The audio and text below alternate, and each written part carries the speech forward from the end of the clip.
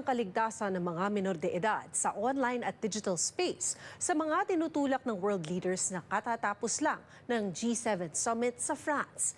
Ito kasabay rin ng anunsyong social media ban na tinatrabaho ng federal government. Ang maaaring epekto nito sa mga kabataang kararating lang sa Canada sa ulat ni Paula Saraza. Sa pagtatapos ng G7 Summit sa France, idiniin muli ng mga lider ang kahalagahan ng pagkakaroon ng ligtas na digital space para sa mga minor, mga kabataang wala pang 18 taong gulang. Sumasalamin sa panukalang batas ng federal government, Bill C-34 o Safe Social Media Act. Batay umano sa isinagawang mga pag-aaral, malaki ang impluwensya ng online platforms at social media sa mental health ng mga kabataan. Isa sa bawat 4 na nasa edad 12 hanggang 17 ang nakararanas ng cyberbullying. Ayon sa mga otoridad, dumarami rin ang mga insidente ng online child sexual abuse at exploitasyon. Dagdag pa ang posibleng banta ng artificial intelligence. I definitely have not gained anything from being on social media at like 13. We have so many more pressing social issues that could use our political energy and presumably money.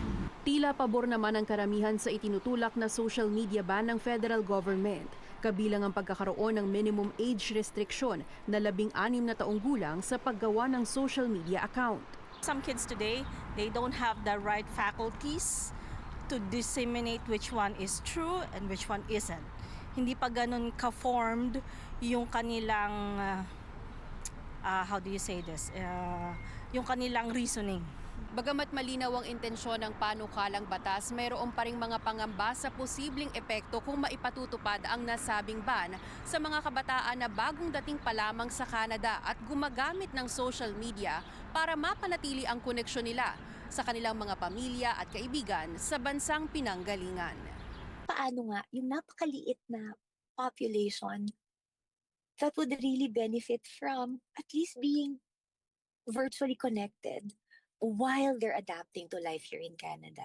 Ayon kay Laarni Bernardo, isang registered clinical counselor, may pros at cons ang social media ban. May mga studies na that would actually show that social media use or even when we are so engaged in social media, it might lead to depression because of the isolation, right? And that actually might also be the case if we deprive a person who already might be in parang kumbaga mas may propensity siya to be depressed and to be isolated. Kung maipatutupad man ito, posible raw makatulong sa mga magulang ng youth newcomers ang pagpapaliwanag nito sa kanilang mga anak bago pa dumating sa Canada. Pagdating pa lang sila dito, let's say in September, ngayon pa lang, anak, may ban na on social media use. And be factual about it. Na this is why. How can we make it work? Anong pwede nating gawin? Meron ba tayong, paano kita pwedeng, how do you want me to help you? Umaasa raw siyang mas busisihin pa ng mga otoridad at mambabatas ang nasabing ban bago tuluyang ipatupad sa bansa. When lawmakers implement laws, they're focused on the majority. They're focused on what's going on right now. No, and they fail to see parts of yung fringes, no, yung mga small populations, small groups, which will also be affected by this. Paula Saraza, Omni News, Toronto.